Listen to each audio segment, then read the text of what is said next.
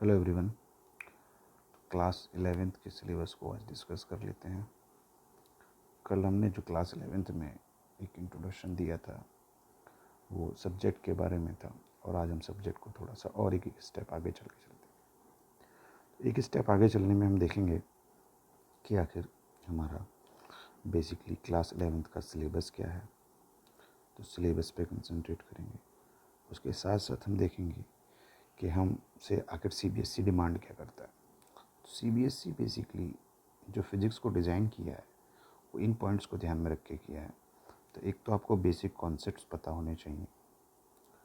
दूसरा, अगर आप कहीं फॉरेन स्टडी करने जाते हैं तो आपको एक यूनिट सिस्टम पता होना चाहिए। तो आप अगर इंडिया में बुक्स पढ़ रहे हैं और एब्रॉड जाकर कहीं दूसरी कंट्री में बुक पढ़ रहे हैं तो वहाँ के जो यूनिट सिस्टम्स हैं, जो नॉमेनक्लेचर हैं, जो स्टैंडर्ड्स हैं, उनको पढ़ने में प्रॉब्लम ना हो। तो इसलिए उस पर एम्फसाइज़ करता है, यानी कि हम जो यूज़ करते हैं वो ऐसा यूनिट सिस्टम ही यूज़ करते हैं।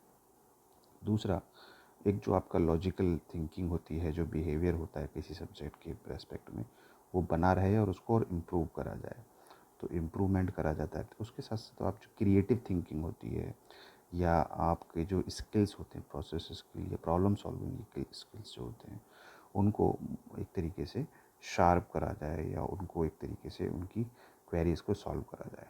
तो CBSE जो बेसिकली हमसे डिमांड करता है वो इन्हीं पॉइंट्स के आसपास रहकर हमारे सिलेबस का डिज़ाइन करता है। तो क्लास 11th में जो फिज़िक्स है वो बेसिकली इसी पॉइंट पर कंसंट्रेट करता है कि हमारी जो अप्रोच है सब्जेक्ट के प्रति वो कॉन्सेप्ट बेस होनी चाहिए, बेसिक कॉन्सेप्ट क्लियर होनी चाहिए, अंडरस्टैंडिंग होनी चाहिए। जो यूनिट सिस्टम है, जो आपको कहीं भी कुछ भी पढ़ने में नेशनली इंटरनेशनली प्रॉब्लम ना हो।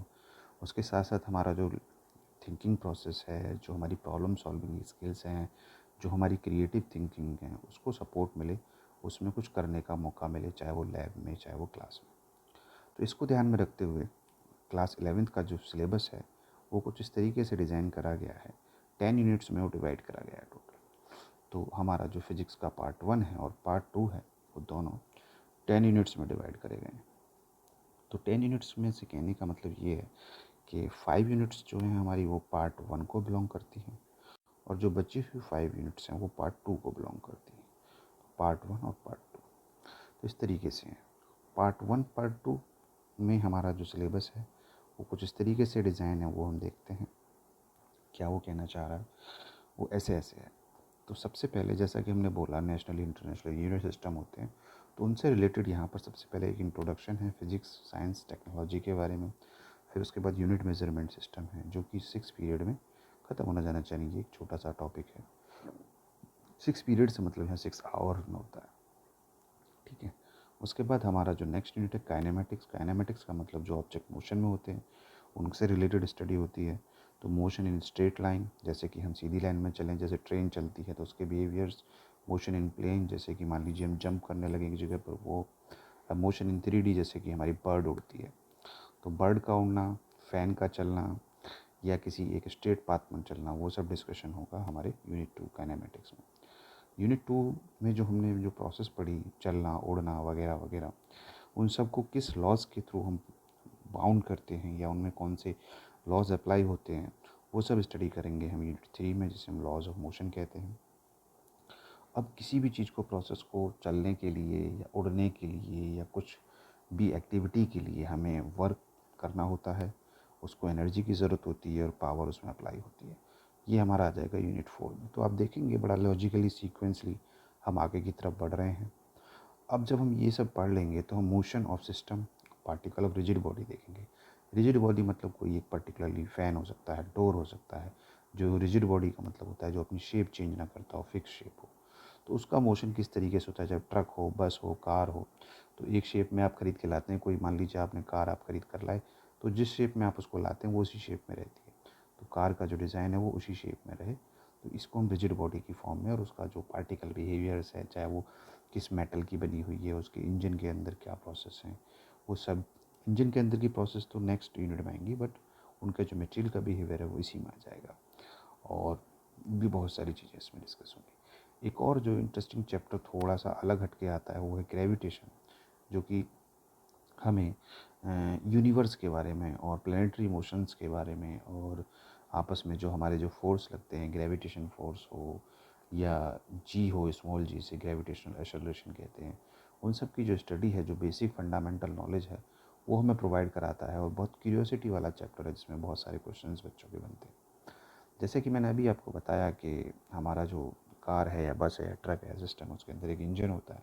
उसकी प्रोसेस को समझने के लिए मटेरियल्स के बारे में जानकारी बहुत होना ज़रूरी है। तो ये बहुत रिसर्च का टॉपिक है, बहुत एडवांस लेवल का टॉपिक है। जैसे मान लीजिए प्लेन की जो शीट है, जो प्लेन की जो चादरें हैं, वो कौन से मटेरियल की बनती हैं, कार की हों, बस की हों, ट्रक की हों, वगैरह वगैरह, या जो हमारी सबमरीन होती हैं या जो हमारे शिप्स होते हैं, उन सब के जो सॉलिड लिक्विड बिहेवियर्स, इवन हमारे जो समरसेबल पंप हैं, उनकी डिज़ाइनिंग में कौन सा, मोटर में कौन सा मटेरियल यूज़ होता है, या टेम्परेचर ज़्यादा या कम होने पर उनके बिहेवियर्स क्या हो जाते हैं, वो सारा एनालाइज जो होता है प्रॉपर्टीज़ ऑफ बल्क मैटर्स में डिसाइड होता है।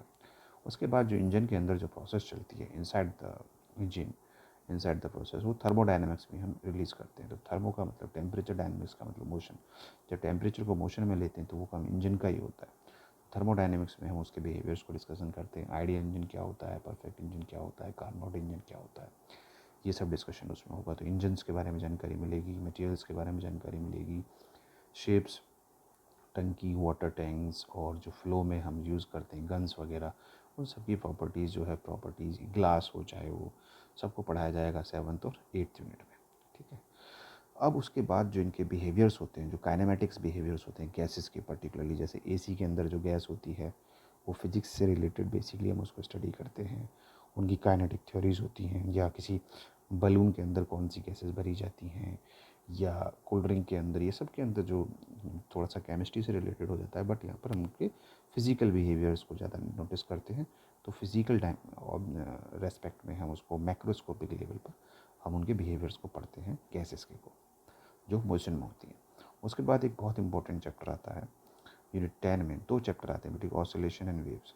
तो जो फ़ोन पे हम बात कर रहे हैं या टेलीविज़न हम देख रहे हैं, या जो भी कम्युनिकेशन हो रहा है, वो बिना इसकी मदद से नहीं हो सकता, बिना इसकी हेल्प से नहीं हो सकता। ये एक और टेक्नोलॉजी के बारे में आप यहाँ पर पढ़ेंगे। ये एक और टेक्निक होगी जो ट्रांसमिशन में, कम्युनिकेशन में यूज़ होती है, एंटरटेनमेंट में यूज़ होती है, लाइव ब्रॉडकास्टिंग में यूज़ होती है, ऑनलाइन क्लासेस में यूज़ होती है, इवन मोबाइल और ये सब जो हैं इसी पर बेस्ड है।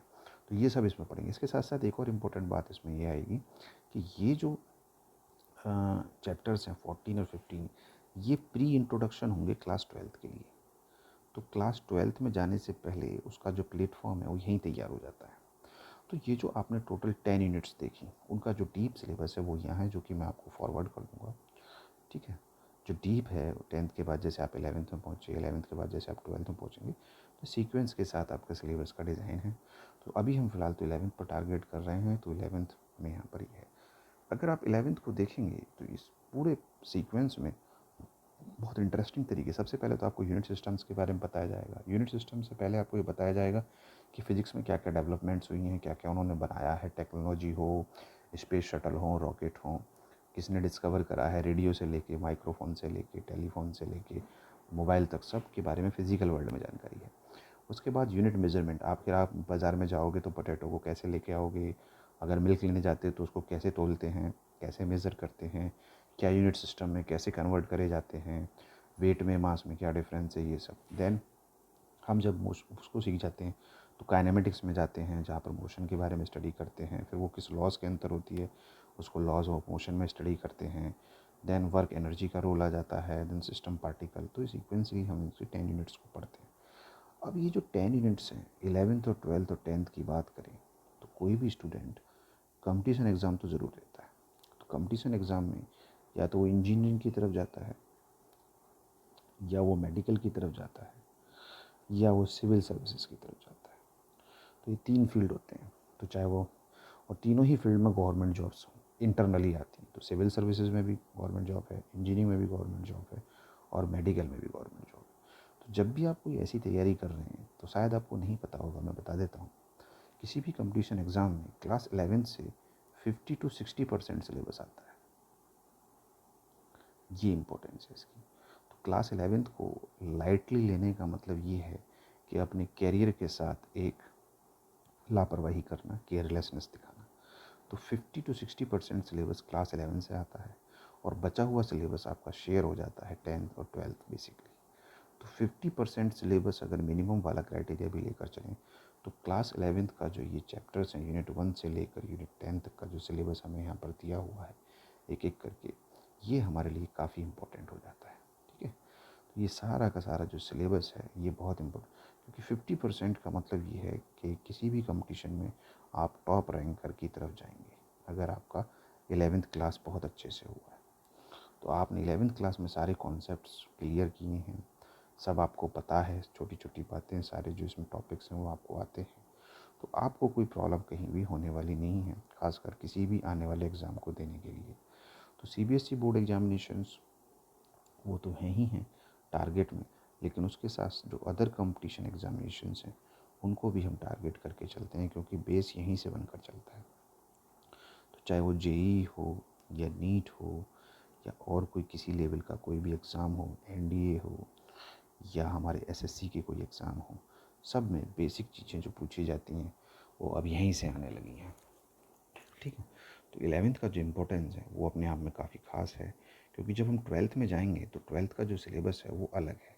तो 12th क्लास में तो 12th क्लास से रिलेटेड यूनिट्स पढ़ाई जाएंगी, वहाँ पर यूनिट्स अलग हैं, 10 यूनिट्स हैं वहाँ पर भी अलग है।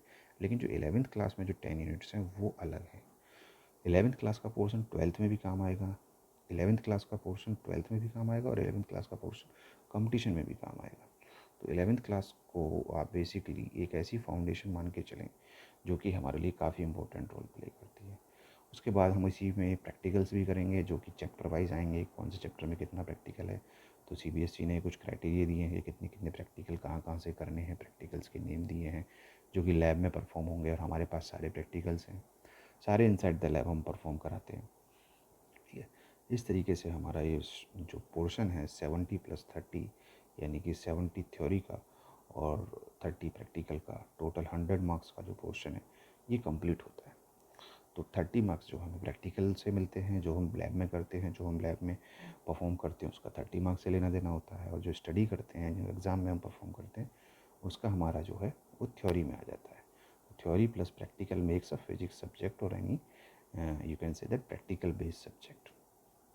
इस तरीके से ये सब्जेक्ट की इम्पोर्टेंस है, तो डोंट टेक इट लाइटली।